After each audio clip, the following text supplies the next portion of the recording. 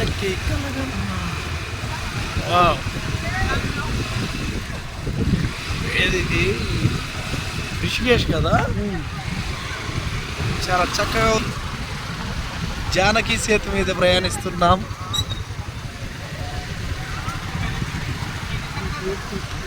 జానకి సేతు చూడండి, నది ఎలా ప్రవహిస్తుందో.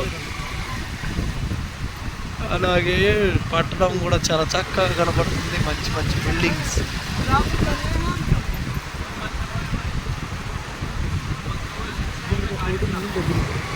కొండలు అనుకోని ఇళ్ళ పక్కనే పెద్ద నది చక్కగా ఉంది. రామ్ సేతు, సీతా సేతు, జానకి సేతు అనే పేర్లతో